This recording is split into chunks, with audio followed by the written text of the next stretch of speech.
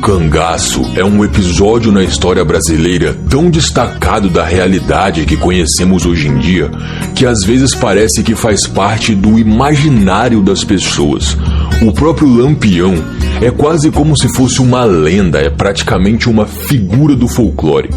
Por isso mesmo, muitos e muitos mitos acabam surgindo, tanto sobre ele quanto sobre a vida no cangaço. Um período de grandes secas que dificultavam o plantio e a criação de animais. Um descaso, uma ineficiência, um desinteresse mesmo do governo em olhar e ajudar o Nordeste, que tinha dificuldades para manter a lei e a ordem. Os coronéis que, através da violência e do medo, exerciam suas vontades sobre os pobres e até mesmo sobre a política das regiões que comandavam. Não era fácil viver no Nordeste entre os meados do século XIX e o século XX.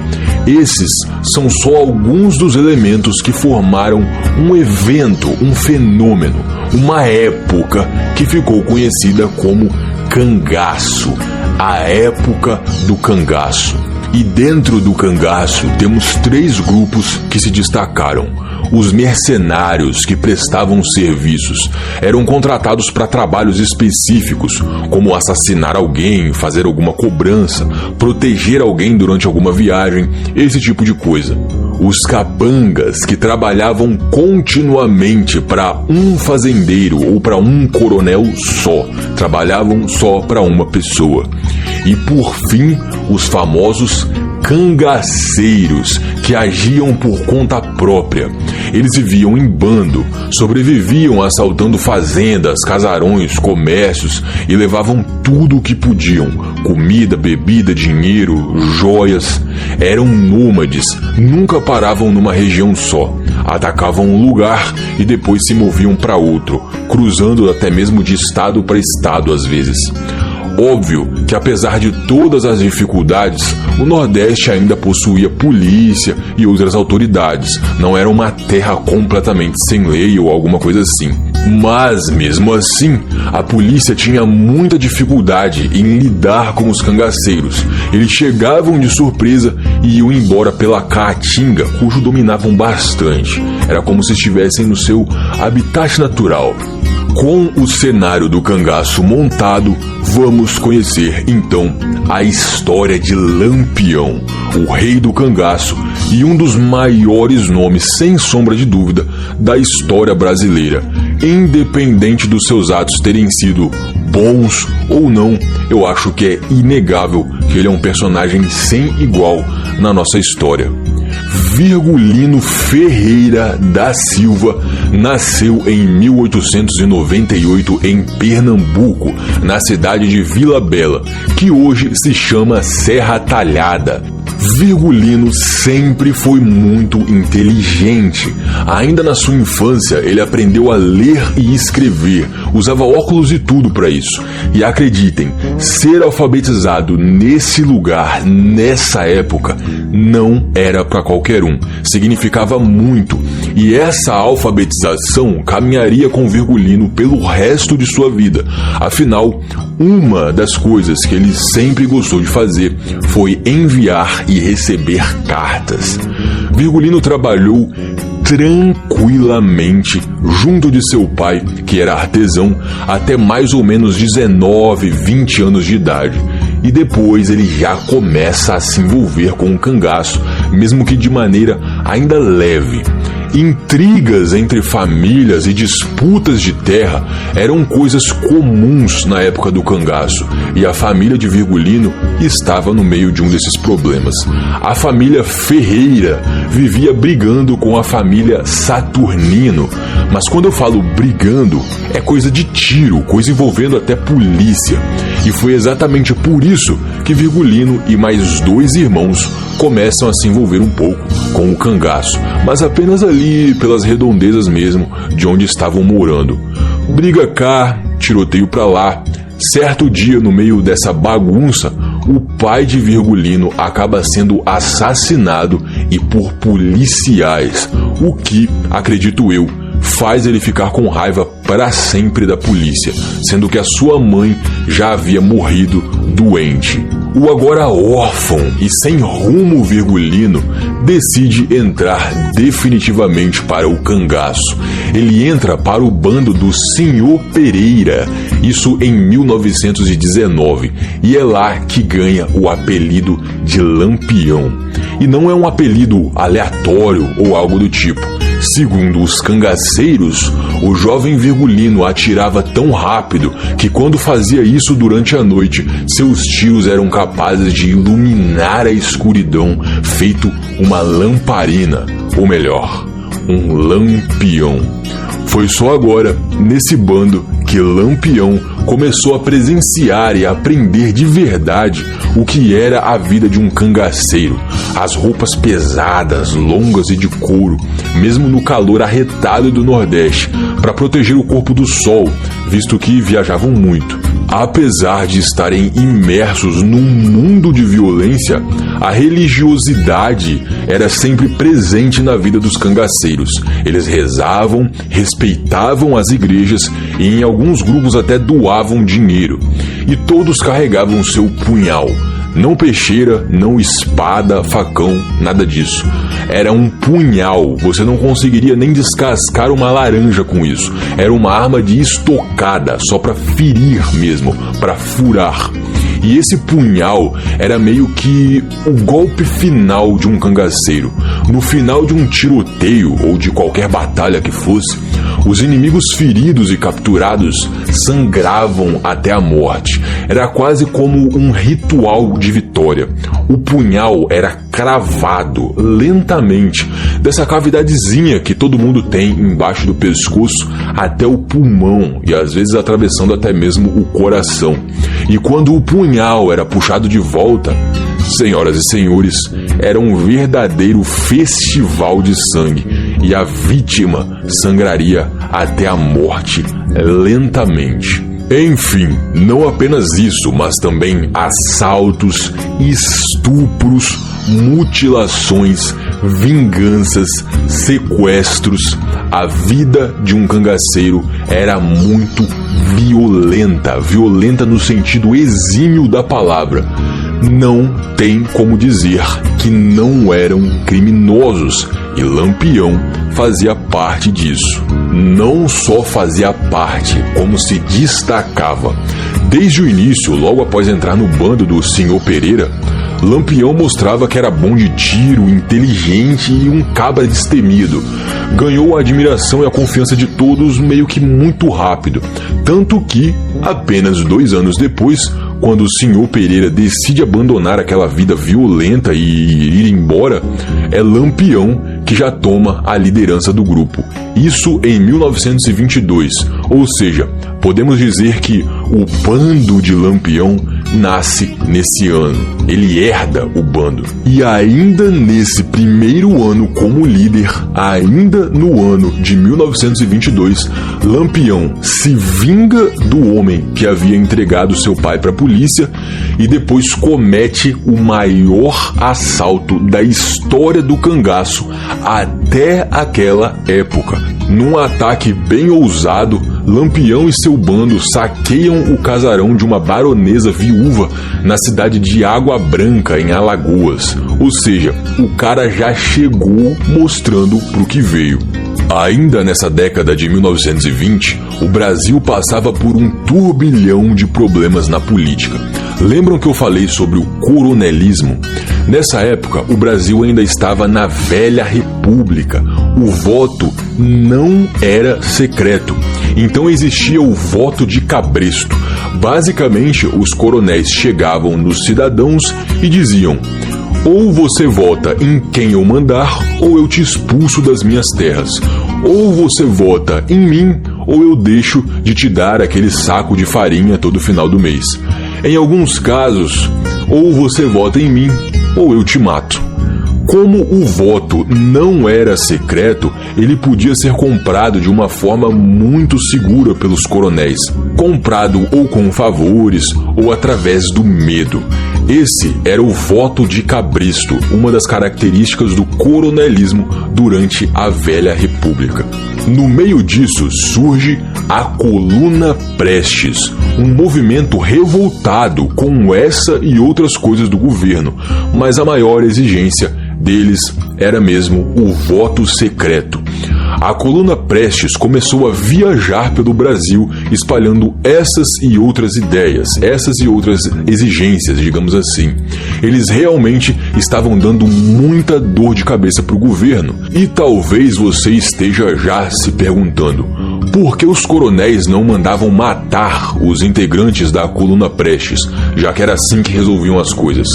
Porque a Coluna Prestes contava com o apoio de muitos militares, uns cabras bons de tiro também, então a coisa não era tão simples assim. Agora, prestem bem atenção nessa história. Em 1926, a Coluna Prestes estava pelo Nordeste, eles haviam chegado lá. O deputado federal do Ceará, Floro Bartolomeu, cria uma força para combater a Coluna Prestes, o Batalhão Patriótico. E como eu já expliquei, se o governo realmente quisesse se livrar da Coluna Prestes, não é qualquer perrapado que conseguiria fazer isso. Então quem Floro Bartolomeu decide convidar para trabalhar para o governo? Ninguém mais, ninguém menos do que Lampião. E agora um outro personagem histórico do Brasil também entra na dança. Floro Bartolomeu era muito próximo de Padre Cícero. Sim, ele mesmo, o famoso Padim Cisso. Floro Bartolomeu usou o nome de Padre Cícero para enviar uma carta para Lampião, como se fosse o padre enviando a carta, oferecendo para ele armas, munição, equipamentos, perdão por todos os seus crimes e a patente militar de capitão, caso ele entrasse para o Batalhão Patriótico e ajudasse na luta contra a Coluna Prestes. É uma proposta irrecusável, correto? É nesse momento, então, que Lampião e seu bando rumam em direção à cidade de Juazeiro do Norte, onde aconteceria o lendário e misterioso encontro entre Lampião e Padre Cícero. Após Lampião ser convidado para combater a Coluna Prestes, ele segue para a cidade de Juazeiro do Norte, no Ceará. A proposta, afinal, era irrecusável. Lampião ganharia não só armas, munição, equipamentos e anistia por todos os seus crimes, como também a patente militar de capitão. E Floro Bartolomeu, para fazer esse convite, ainda usa o nome de Padre Cícero, o Padim Cisso, pelo qual Lampião tinha uma boa admiração. Então, chegando na cidade de Juazeiro do Norte, Lampião e seu bando são recebidos para essa conversa pelo próprio Padre Cícero. Afinal, Floro Bartolomeu não estava na cidade. Esse, então, é um daqueles encontros incríveis de dois grandes nomes de mundos diferentes. Assim como Diógenes certa vez encontrou Alexandre o Grande, podemos dizer que aqui no Brasil, certa vez, Lampião encontrou Padim Cisso. E como eu disse para vocês no último vídeo, um encontro lendário, mas misterioso.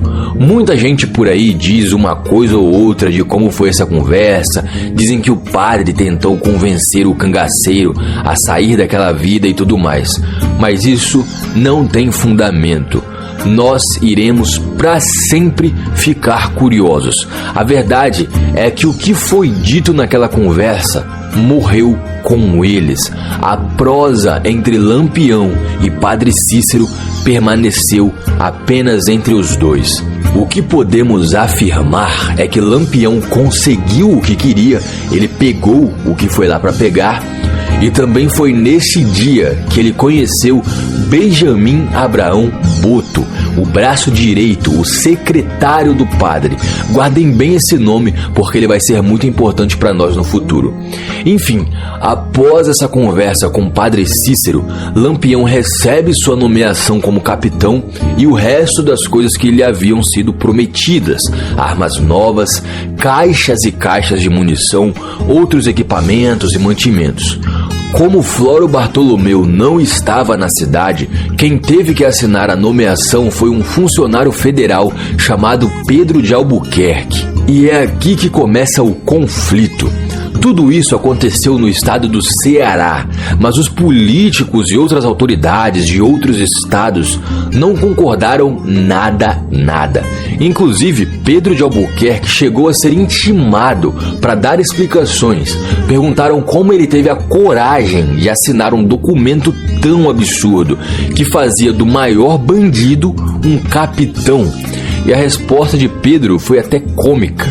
Ele disse que Lampião emitia uma aura de medo tão grande que naquele momento ele teria assinado até a renúncia do presidente. Enfim, Lampião pegou tudo o que tinha direito e foi embora. Armou seu bando melhor do que nunca e, ao ultrapassar a fronteira do Ceará e descobrir que o documento não valia muita coisa, bom, ele simplesmente deixou a coluna Prestes para lá. No final, toda essa história serviu apenas para deixar o rei do cangaço ainda mais invencível. Inclusive, vamos falar então de uma certa vez em que Lampião foi derrotado. Isso era tão raro e difícil de acontecer que, quando acontecia, o acontecimento ganhava até nome. Em 1927, aconteceu o Cerco a Mossoró. Com uma informação de que Lampião estava se aproximando com seu bando, o prefeito dessa cidade, a cidade de Mossoró, se adianta e arma não só a polícia, como também os moradores comuns da cidade. Ele basicamente e literalmente atirou para todos os lados, espalhando em vários pontos estratégicos da cidade grupos de resistência, grupos armados. O plano de Lampião, talvez, dessa vez, tenha sido ganancioso demais. Mossoró, já na época, era uma das maiores cidades do Rio Grande do Norte. E enfim, na noite da invasão, botaram Lampião para correr. E alguns de seu bando até morreram. Realmente foi um grande desfalque pro Lampião naquela noite. E na manhã seguinte, os jornais já estampavam a notícia da vitória do povo moçoroense. E falando em jornal, em 1930, Lampião apareceu no New York Times pela primeira vez. E sim, eu disse pela primeira vez, porque ele apareceu também em várias outras. O jornal americano ranqueava o cangaceiro como o maior fora da lei de toda a América Latina. E o ano de 1930 foi especial para Lampião não só por isso. Foi aqui que ele conheceu a famosa Maria Bonita, que já era uma admiradora de Lampião quando se conheceram. Ela foi a primeira mulher a entrar pro bando e abriu portas para outras virem. Alguns cangaceiros passaram a fazer suas jornadas ao lado de suas mulheres, ou seja, também houveram cangaceiras, mas elas não participavam das batalhas. Geralmente ficavam afastadas dos ataques ou escondidas atrás de pedras, de árvores, só com uma arma menor para defesa pessoal, digamos assim. Lampião teve 2 filhos com Maria Bonita: João Ferreira da Silva, que morreu aos 62 anos de idade, e Expedita Ferreira Nunes, que hoje tem 87 anos. Nenhum dos dois foi criado pelos pais.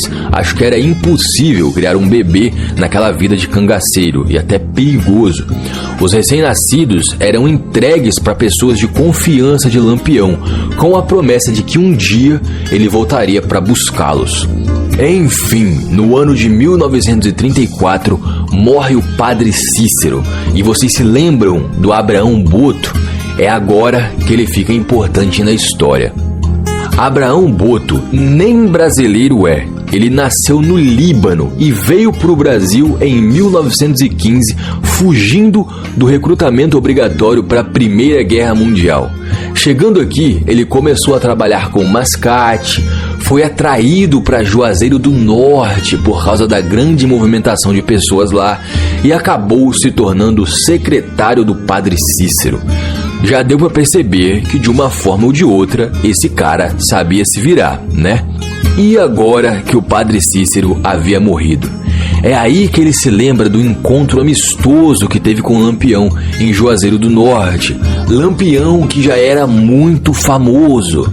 Abraão Boto tem a ideia de gravar um filme sobre Lampião.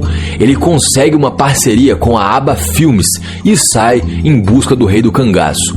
E sim, quase todas essas fotos que eu estou usando e todos esses vídeos que vocês estão vendo aí são parte das filmagens de Abraão Boto. Ele é o maior e talvez o único grande responsável por termos esse registro em imagens de como era o cotidiano de um cangaceiro, de como era Lampião. E eu vou estar postando para vocês também o filme completo com alguns comentários muito interessantes sobre ele. Lampião era muito vaidoso, ele gostava de investir na própria imagem, digamos assim. Além de saber que Abraão era próximo de Padre Cícero, então ele aceitou e talvez até tenha gostado da ideia desse filme.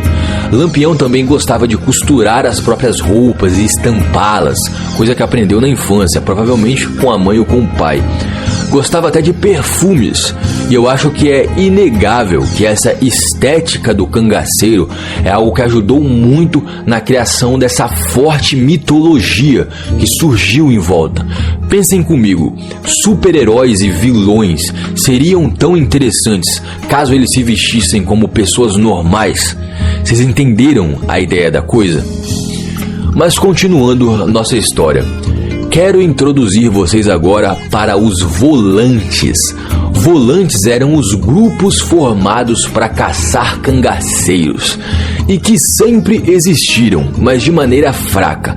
Caçar bandos de cangaceiros era um risco muito grande para uma recompensa muito baixa.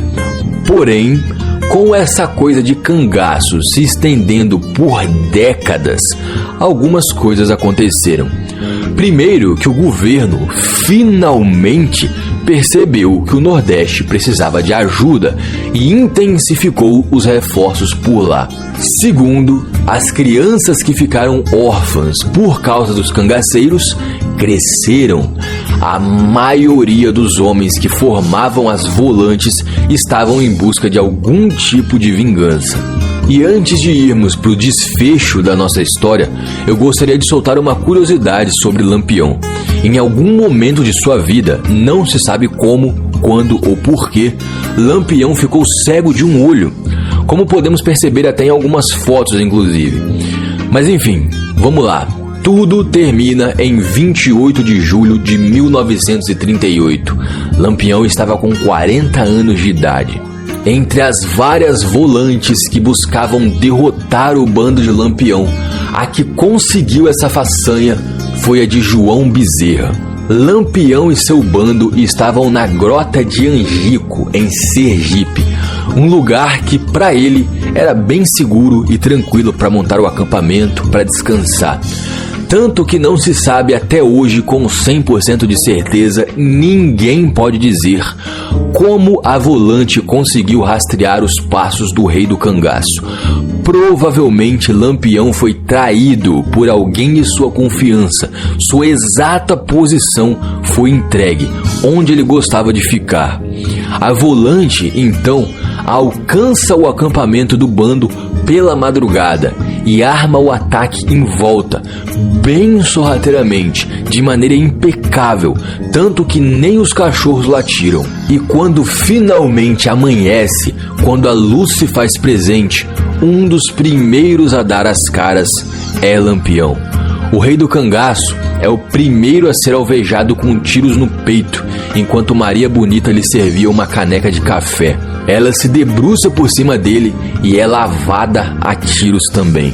Os dois personagens principais são os primeiros a morrer na emboscada de Angico. E esse ataque surpresa foi inteiro assim, muito rápido e de repente. Abordado de surpresa, vendo o líder morto no chão e cercado, o bando de Lampião simplesmente não teve nem como responder. Dos 34 cangaceiros presentes no local naquele dia, 11 morreram ali mesmo e o resto fugiu com vários feridos. E agora vem a parte mais mórbida de toda essa história. Ok, Eu matei o grande Lampião. Como eu provo isso? Eu vou sair carregando o defunto por aí? Ou seria mais fácil carregar só a cabeça? João Bezerra e sua volante precisavam da prova. A cabeça dos 11 cangaceiros mortos, incluindo a de Lampião e Maria Bonita, foram cortadas e levadas. Como se não bastasse, João Bezerra começou a percorrer o Nordeste inteiro, exibindo as cabeças dos cangaceiros, como um troféu mórbido. Existem várias fotos disso, ok? Uma rápida pesquisa no Google aí por cabeças de cangaceiros já exibe várias fotos. Para conseguir preservar as cabeças, João Bezerra esfregou elas no sal e depois mergulhou em querosene. Passou a viajar então o Nordeste aí, exibindo as cabeças em praças, escadarias de igreja, e isso atraía multidões e multidões mesmo. Todo mundo queria ver a cabeça de Lampião. Depois, as cabeças foram parar num museu, para só em 1969 serem sepultadas. Enfim, o movimento do cangaço, na época da morte de Lampião, já estava bem fraco. Com a morte do rei do cangaço e a polícia viajando por todo o Nordeste exibindo as cabeças, meio que isso funcionava como uma mensagem sangrenta. É assim que termina a vida de um cangaceiro. Depois da morte de Lampião, apenas 2 grupos ainda então tiveram a coragem de continuar na ativa. Porém, um se entregou e o outro era o grupo de Curisco, amigo de Lampião. Ele também foi morto por uma volante. E é assim que termina o cangaço. E com isso, senhoras e senhores, talvez só nos reste mais uma pergunta. Afinal, Lampião foi um herói ou um vilão? Com essa mensagem que eu me despeço.